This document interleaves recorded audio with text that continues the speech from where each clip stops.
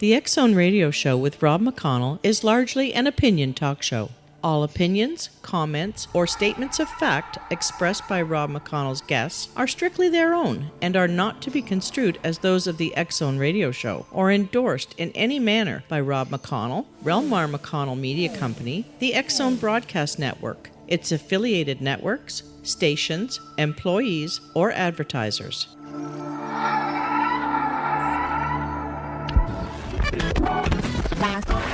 All Hit Radio.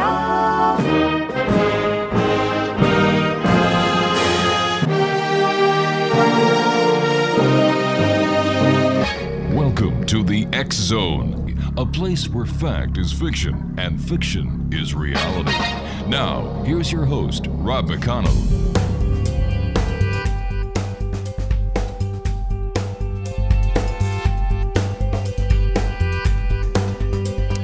And welcome to the X Zone, everyone. I am Rob McConnell, and for the next 4 hours, I am your host. I am your guide as together we cross the time-space continuum to this place that I call the X Zone.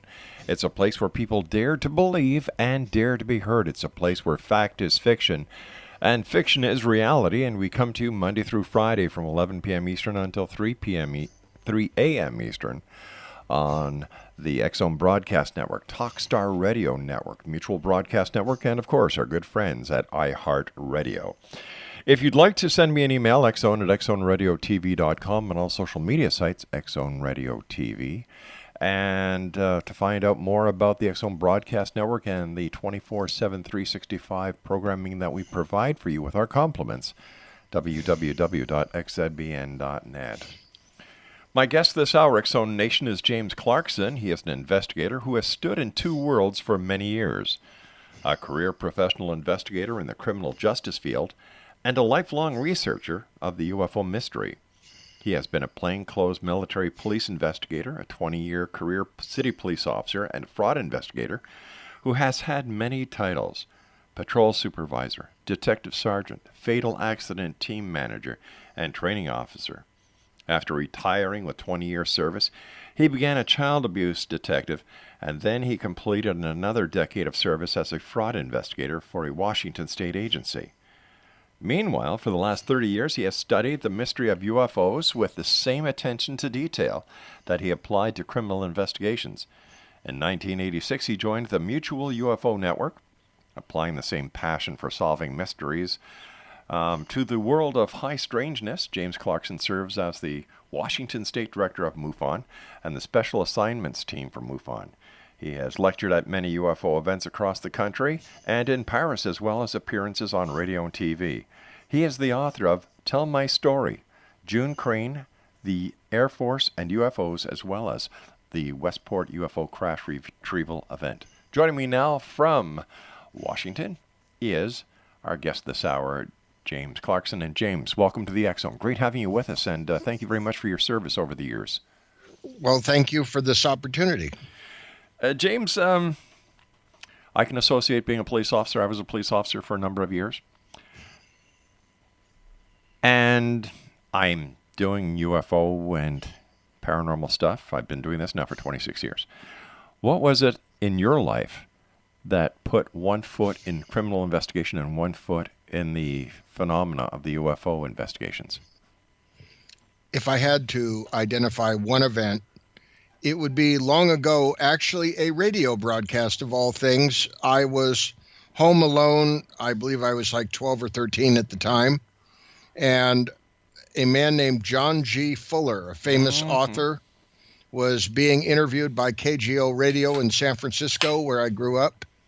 And he had just published a book called Incident at Exeter, referring to a series of really spectacular UFO events that occurred in Exeter, New Hampshire in the mid-60s. And of course, he was the same author who wrote the Interrupted Journey, which was the first study of the Betty and Barney Hill abduction. Fascinating. And I was drawn to that event because the Exeter, New Hampshire sightings were all about close encounters involving on-duty police officers. And I guess I sort of knew from an early age that I wanted to go into law enforcement. So the two things sort of happened together. Fascinating, truly fascinating. And, the Betty and Barney Hill case is still a case that is talked about these days, and it's still a case that is debated after all these years. We've got about 60 seconds. In 30 seconds or less, why is the Betty and Barney Hill story so prevalent still within the UFO community? Well, because you have two stellar witnesses who were interviewed at length by Dr. Benjamin Simon, who was extremely skeptical. I believe he was a professional psychiatrist. And despite all efforts to the contrary, their two stories exactly fit together. So unless they were engaged in what's known as folie à deux, you have two people who basically went through the same hallucination if you make the assumption that they weren't telling the truth. Stand by, James. You and I have to take our break. We'll be right back. X-Zone Nation. When we come back, James E. Clarkson, the director for Washington State MUFON, is my very special guest. He's also a member of the STAR team and Special Assignments team. His website, www.jamesclarksonufo.com. This is the X-Zone. I am Rob McConnell. Don't go away.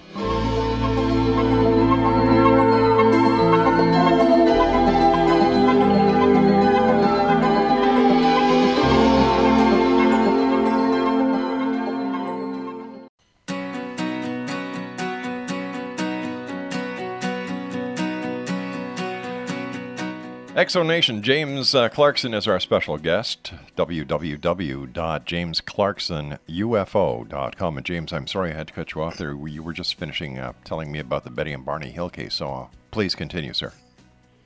Well, you've got a case where you have such strong witness testimony. You have a seemingly impossible situation where two people are undergoing the same thing. They both suffered from post-traumatic stress disorder from the event.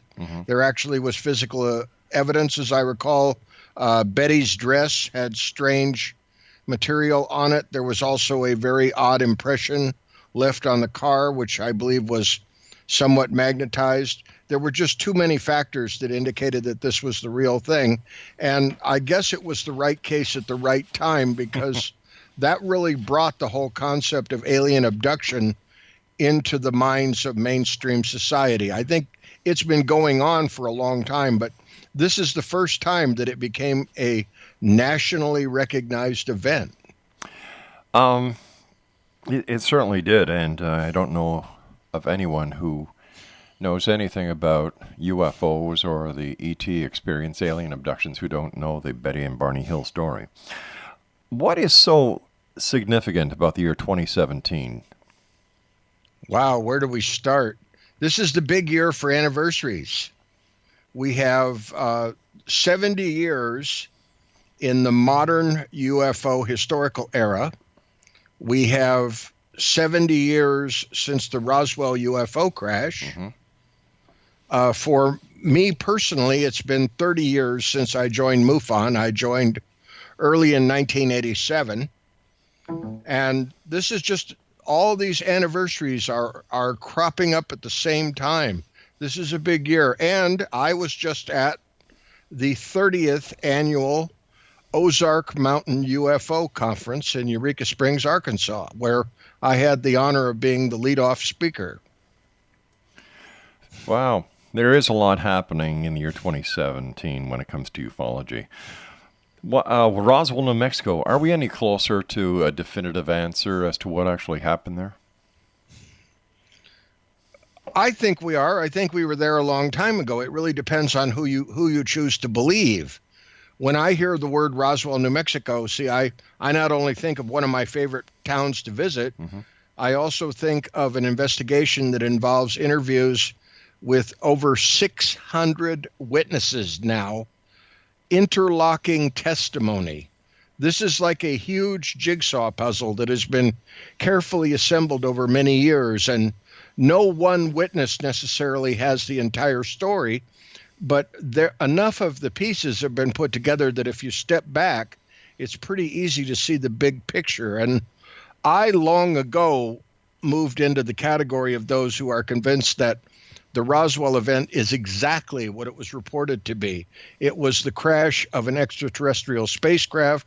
it was the recovery by the military, and it was the beginning of the ongoing cover-up. All of those things come out of Roswell. So for people in the United States, Roswell is still the big event. What about authors and experts like Kevin Randall, who has changed from being a believer into, he's saying that he's now interviewed many people who at the time say one thing, and after an in-depth investigation by him and other investigators, they found to be lying. Once again, you've got to look at the entire picture.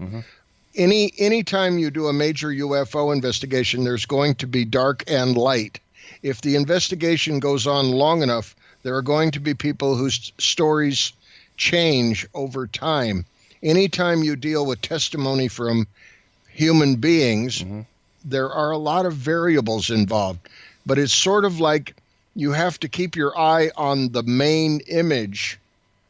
And yes, the details are always important. I'm an investigator. Kevin Randall is a great investigator. I have nothing but respect for much of his work. I don't agree with all of his conclusions. One thing I cannot understand about the Roswell investigation that taints the entire story, in my professional opinion, is when Jesse Marcel collects what is supposed to be evidence at the Brazil farm, and instead of going back to the base, he breaks protocol. He breaks the chain of evidence and goes home and lets his son physically handle evidence. Now, as a police officer yourself, as an investigator, once that chain of evidence is broken, the case is no more valid. You can't give anybody associated with that case and the collection of the evidence any credibility. How come everyone that talks about Roswell ignores this very important point? Well, what was the protocol that was in place prior to that event for the U.S. military? It's very simple. It's stated, documented, and point of fact that you go, collect, return to base, maintaining the chain of custody. He broke it. He violated. He broke protocol. And yet people still applaud him as a hero. I think that's crazy. Well, I guess we would have to disagree on that one.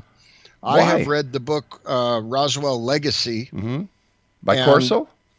That is the book written by actually by the young boy who I believe was 8 years old at the time when his father came home with the wreckage. Okay, so, so how does this validate what an officer in the United States military violated protocol? How does this in any way, shape, or form justify the action and therefore not tainting the entire investigation? I don't, your argument would be valid if the goal was to take the evidence into a criminal court of law. What you've got is a military officer who is involved in the discovery of something that is monumental. Oh, no. Excuse me, sir. Followed orders. Excuse me, sir. You as a police officer, whether it's a criminal investigation or an investigation leading up to presenting a grand jury or presenting the district attorney with evidence, facts based on evidence, you go with tainted evidence. Will they accept it? They won't accept it, but I don't think that was what was going on here. So does that mean any intelligence officer within any branch of the military can break protocol just because they think it's something spectacular? I'm not even saying that he did what he was supposed to do. What I'm driving at is the bigger picture here is that the crash scene that Jesse Marcel went to was not the only crash scene involved in the Roswell event. And there's strong evidence that the powers that be, I'm not sure which order they became aware of both crash scenes, but it's pretty obvious to me that they knew about them by the time that events started rolling, and they were perfectly willing to have the scene that Jesse Marcel went to and the one that involved the press release from William Blanchard. They were perfectly willing to have that become a public matter. and which, of course, they later reversed at the end of the weekend, declaring that the whole thing was just a weather balloon. I guess what I'm reacting to is that the military's goal at that point, I'm not sure, was trying to have an absolutely perfect investigation of the matter. I think that they knew way more than they let on. What about Project Mogul? What about it? It's a great cover story. Is it a cover story, or is it fact, and the Roswell crash being the cover story for Project Mogul? I think that they blew the validity of that theory the moment that they started mixing the crash dummies into the equation. You know, I just can't give Roswell any validity, so I think we should just pass that and say, all right, we'll agree to disagree. We probably should do that. I will only add as a coda on that I did at one point spend over an hour with Glenn Dennis behind closed doors, and after I came out of that room, any doubts that I had about Roswell were gone, as well as what I learned from my friend June Crain. Now, why is that? Do you want to know about Glenn Dennis, or do you want to know about June Crain? At this point, both of them, because you piqued my interest.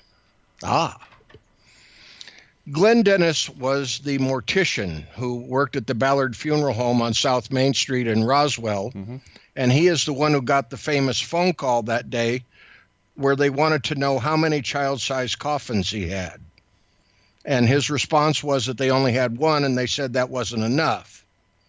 He also claimed that later on that day, he received another phone call where there was an inquiry about how you would preserve bodies that were found out in the desert if you didn't want their chemical constituents to change. And his response was, get all the dry ice you can. And then we have the next part of the story, which is where he goes to visit his friend, the nurse, out at the base. And in order to understand that, you have to realize that back then, there was no such thing as an ambulance or a paramedic service. The hearse, the funeral homes, would handle routine ambulance runs. And he was taking an injured airman back to the base, discovered a lot of activity. He ended up encountering the nurse, who came out of a room, who told him that he needed to get out of there right away. There was a confrontation with the major. He asked about what had crashed. They threatened his life. The next part of the story is a couple of days later. He's with the nurse, and she reveals that she was part of an autopsy. Now, of course, this is anecdotal. And the next big part of the story is that Glenn Dennis never revealed the true name of the nurse because he had promised her that he would not reveal her name. Right. Now, if you go into the story very deeply, you will find out that Glenn Dennis did eventually provide a name to UFO researchers. But what fascinated me the most about talking to Glenn Dennis was that he revealed to me that the thing that he regretted most was that he deliberately told a lie about the nurse's name. But he said that he was absolutely tired of being followed around town by UFO investigators who were constantly haranguing him, who wanted to know the name of the nurse.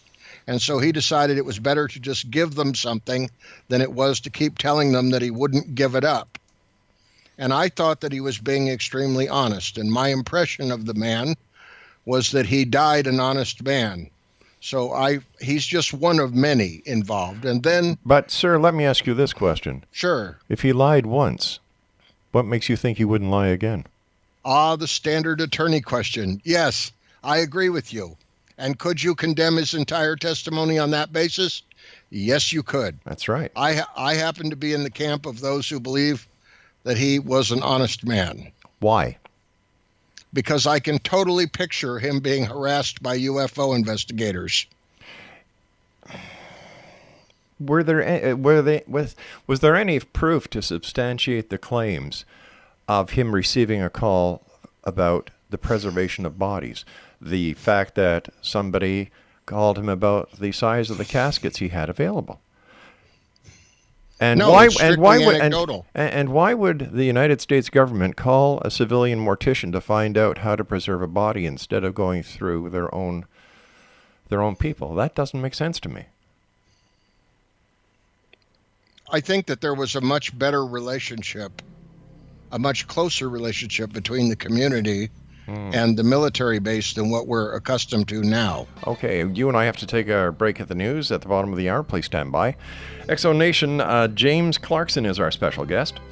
www.jamesclarksonufo.com. That's jamesclarksonufo.com. And we'll be back on the other side of the news. Don't go away.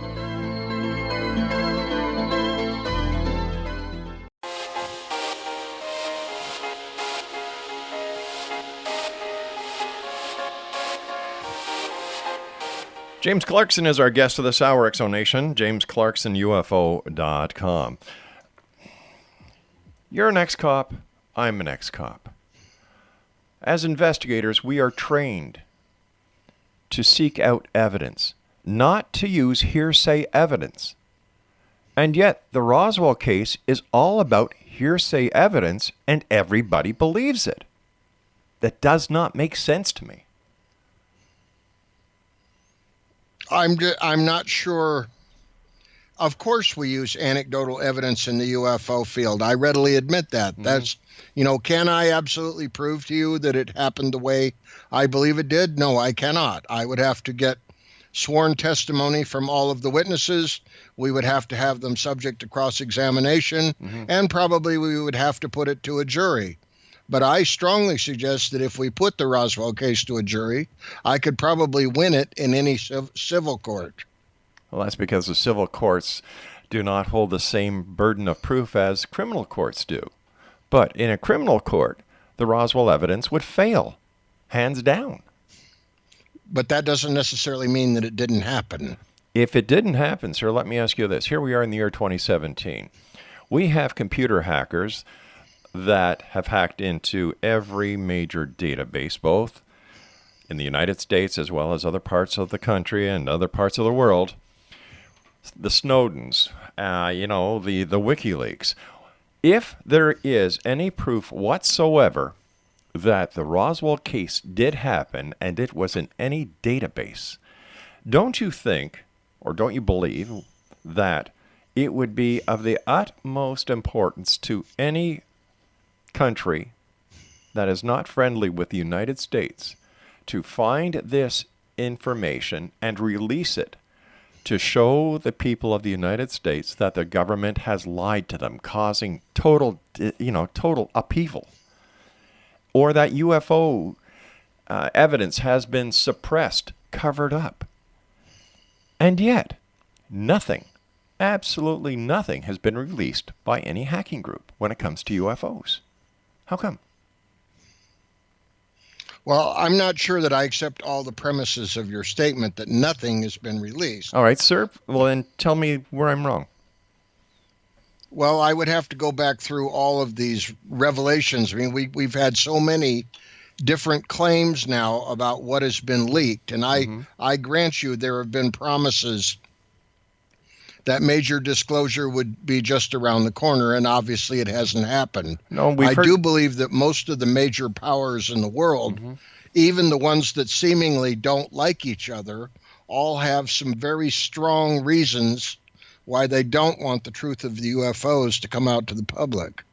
What reasons would they be? One of them is it would upset the entire paradigm of running a civilization on petroleum, since it's pretty obvious that most of your good UFO sightings, whatever these things are, whoever's piloting them, I don't get too many reports of UFOs that have faulty mufflers or loud exhaust. They clearly do not run on petroleum. So this would mean that there is another energy source available somewhere, right, that does not require oil. This could be very disturbing to a lot of people. If that energy source ever went public, where we were not dependent upon petroleum, this would be an upheaval in our civilization. It would be hard to even imagine if you threw the oil industry out of work all of a sudden. So it's okay to hack the elections. It's okay to hack top secret security information. It's okay to hack the military databases. It's okay to hack the federal databases. It's okay to hack the White House, but you don't hack anything pertaining to petroleum or alternative energy? Does that make sense to you, sir? I would have to see the entire breadth of what has been leaked before I would render an opinion about that. Let's talk about the investigations that you've done, sir, with UFOs. You were saying that you've never seen a UFO or heard of a UFO report with a faulty muffler. What kind of UFO reports have you seen? Have I seen or have I investigated? Well, let's talk about the UFO reports that you've investigated. Well, obviously they follow the standard, pretty much the standards that everybody else has seen. Out of every 10 reports that I get, I would say that 3 of them have insufficient information. 3 of them will turn out to be identified flying objects, either man-made or naturally caused. 2 of them will be information-only cases. Once in a while, there will be a hoax, although those don't actually occur terribly often. And then 2 will fall into the category of what I would call a true UFO, where you have high witness credibility and you have high strangeness together. And what constitutes high witness credibility? Well, I would say, for example, when you have someone who works for the federal government who is on duty, an individual working for one of the 3-letter agencies who decides that he needs to talk to someone about something very unusual and disturbing that he saw in broad daylight that appears to be a metallic disc flying over a major city. And when it gets 2/3 of the way across the sky, it appears to vanish as if someone drew a line in the sky, and he saw no evidence of propellers, wings, jet engines, anything that would make it conventional. And while he's standing there with his jaw hanging down, he sees an F-15 fighter go in the same direction immediately, dispatched from a nearby airport. And we confirm on radar that there are returns of solid objects that do not have a transponder in the same area of the sky where that unknown object is seen to disappear. And we have the F-15 on radar going across the sky. So I have a man who has basically put his career in my hands to report something he did not need to report, that he makes no money from, that he has no known selfish motive for making this report. He gains nothing other than getting to talk to me and tell me about what happened, and I'm able to provide the confirmation that I just described. That I would call an example of a high-quality UFO report. It's funny. I would call that strange. This person, was he a member of the government, and was he sworn to secrecy, and had he sworn allegiance to the country? Well, I would assume so. So therefore, by telling you the information, he violated his oath, right? I don't know that. All right. I don't know that he took an oath about UFOs. Well, you don't have to take an oath about UFOs, sir. You know that as well as I do. But this person, when he told you this information and he didn't want to go public, he knew that he was, well, I would assume, he knew that what he was doing was in contravention to what he should have done. And I would question his credibility based on that alone, the same way that I question the credibility of Jesse Marcel. You just can't. In other words, anyone who is a whistleblower, there's no place in your realm of understanding for a whistleblower, someone who decides to take a risk for the greater good. That's right. That is it exactly, because if the whistleblower wants to leak information that could be of a national security basis and thereby putting millions of people's lives at risk, in my opinion, he should be arrested, charged, put on trial, and let the powers to be decide his fate. I have no use for whistleblowers. I never have. I never will. That's a very, very interesting position. It's a very honest position, sir. In a free society, I find that very hard to understand. In a free society, I find it very hard to understand people who claim to see UFOs, extraterrestrials, who will not come out and identify themselves in order for their identity to be scrutinized. Oh, this man has come out and identified himself. I know exactly who he is. Has he? I've even met him twice. Has he gone public? No, and he will not. Why not? What's he got to fear? His losing his job. So now you understand my point. No, I don't. You don't. All right, somebody comes up with a story, tells the story, but says, listen, I don't want you to tell anything because I might lose my job. And this story, were there any other witnesses to this event that came forward, anonymously or on the record? Not that I know of yet. So you have one witness making these claims. No, I also have radar. No, I said witnesses, sir. I said witnesses. Okay. So you don't have any other witnesses? Not at this moment. How long ago did this happen, sir? Happened in 2014. Okay, so here we are, 2017, 3 years later. And no other witnesses have come forward. That's very common in UFO cases. So why is it so common in UFO cases that credibility is a big factor? That people don't want to come forward, identify themselves so that they can be scrutinized by people who are outside of the UFO community? People are afraid of ridicule. People are afraid of adverse effects on their jobs.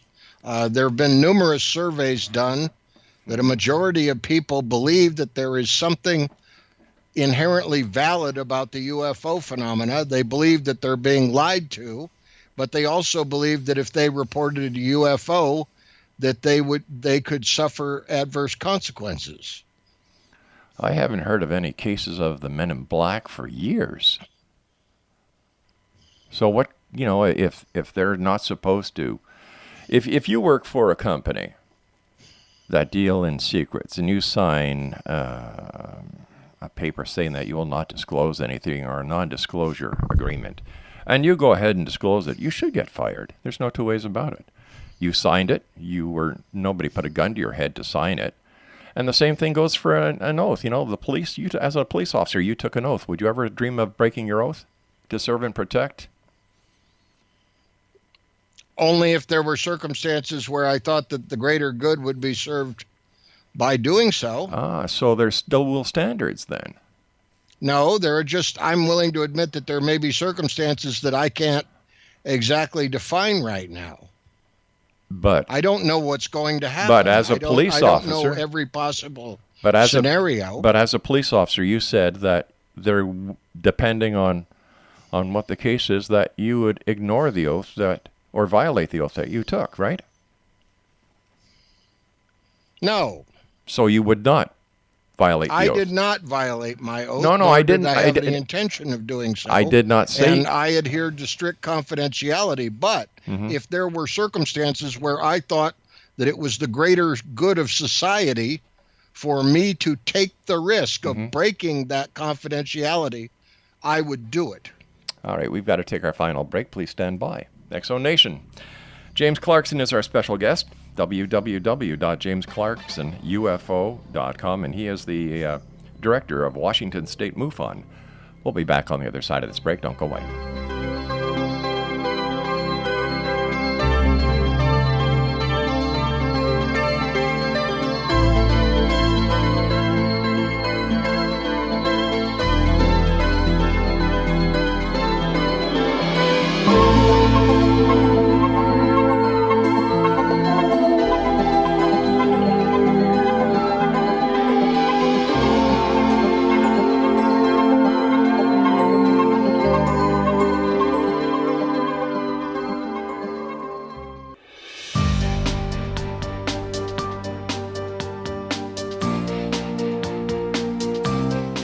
And speaking about Kevin Randall, Exo Nation, you can listen to Kevin Randall, A Different Perspective, each and every day on the Exo Broadcast Network at www.xzbn.net. Let's talk about something positive about ufology. In your opinion, What is there that is positive that's going on within ufology that you find encouraging? I think that one of the things I find encouraging is that, well, for one thing, there are more programs like this around than there ever have been. There are more people who are getting tuned into the basic information. The media is a two-edged sword, of course. I call it a force multiplier with unknown effects, because it serves everybody's interests, including its own. But clearly, more and more people are talking about UFOs and the possibility that we are not alone in the universe, and that there's a lot more going on out there than we imagine. What's your opinion on disclosure? Are we any closer? And I know that Steve Bassett has been busting his buns off for many years, saying that disclosure is around the corner. He's had these press conferences at the National Press Gallery. He's invited the media. And yet it doesn't seem we're getting any closer to disclosure. What's the hang-up? The hang-up is that they're not about to release that information for a number of reasons, one of which we already briefly discussed, which was the energy question. I also think that clearly, if you accept the notion that there have been crashed UFOs that have been recovered by various governments, the first thing they're going to do is make the matter absolutely top secret. And the second thing they're going to do is the maximum amount of retro-engineering for the purpose of weaponizing the technology. And clearly, they are not going to tell the public about any of those things. So I like Steve Bassett. I think that it's not going to happen the way that he thinks it will. I'm in the camp that says, no, there will not be any official disclosure by the government. But on the other hand, disclosure with a capital D is happening all the time because people are becoming more aware. In other words, it kind of goes person to person to person. It's not going to be the government saying, oh, by the way, we've been lying to you for 70 years. Oh, okay, I understand that, and I can see where you're coming from. But with all the technology that is available today, night vision, everybody's got a cell phone, and the rest of it. How come there hasn't been that smoking gun discovered yet and brought forward? Do you mean a really, really good photograph? Yeah. I would love a really good photograph. And no, I don't know exactly why. You got to have the right person in the right place with a camera and enough presence of mind to take a decent photo.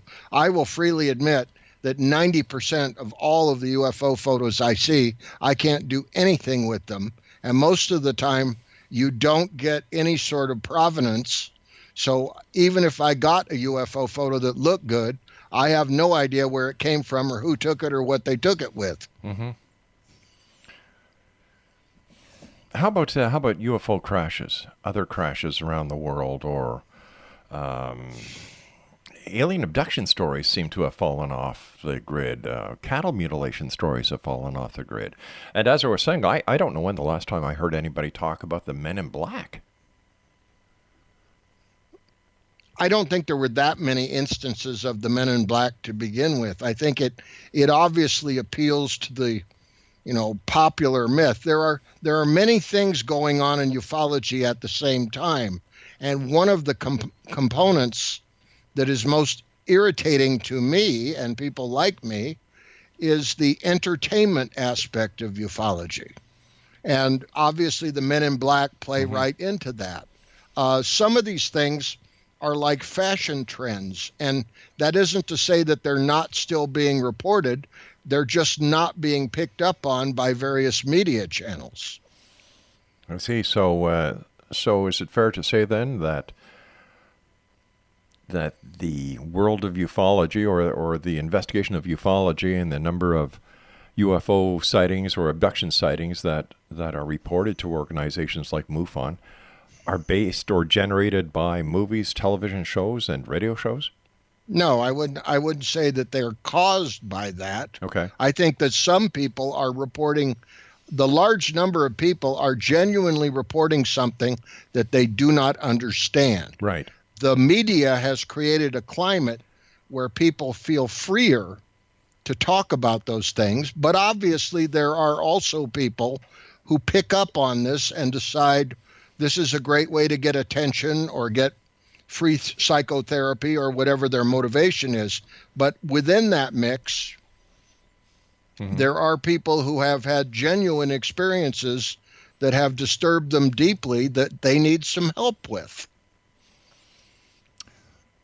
I think that when you have a member of MUFON who, after the disappearance of Flight 370, Malaysian Airlines 370, issues a press release stating that the reason why the aircraft will never be found was because the aircraft and all aboard were taken aboard a UFO. That doesn't make UFO investigations or UFO cases look very credible.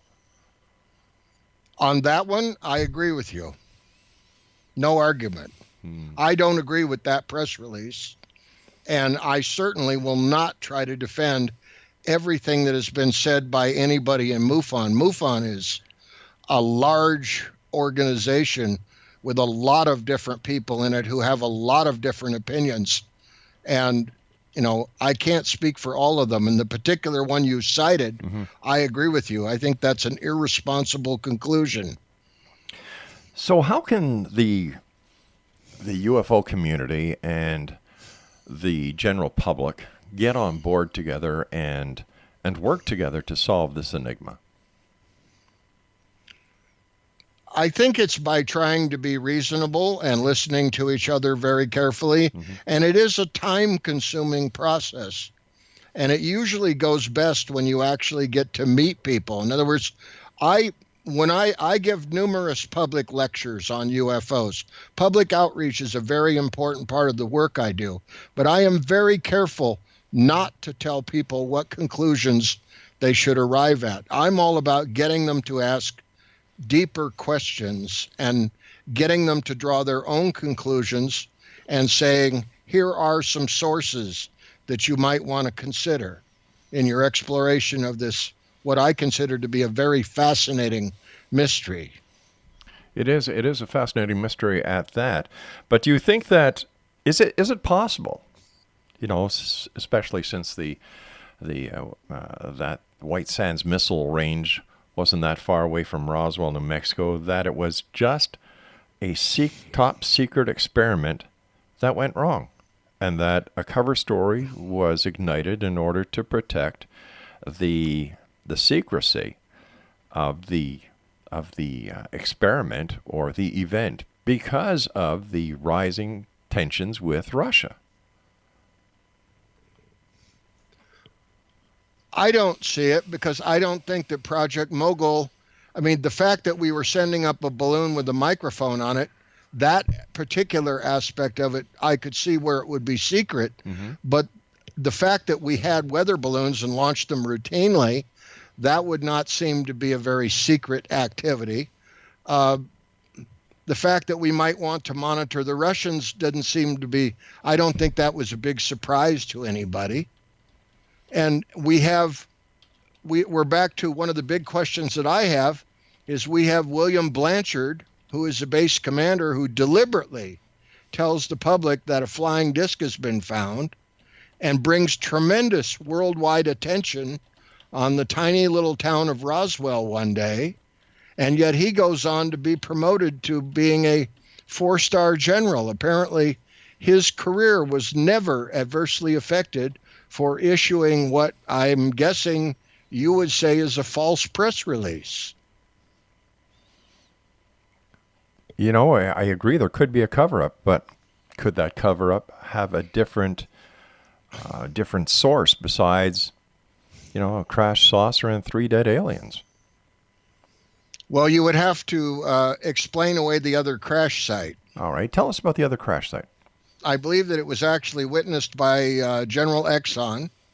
There are several what you would call deathbed statements or near deathbed statements where we have some of these people like General Exxon, among others. And as I recall, one of the aides to General Ramey has also made such a statement where they came out at the end of their lives and basically said that there was a cover-up of a crashed flying disc. And in some cases, there are statements about bodies. I'm referring to some of the work that was done by Don Schmidt, Yes. Tom Carey, people like that. Now, isn't it true, sir, that during World War II, the Germans had flying discs?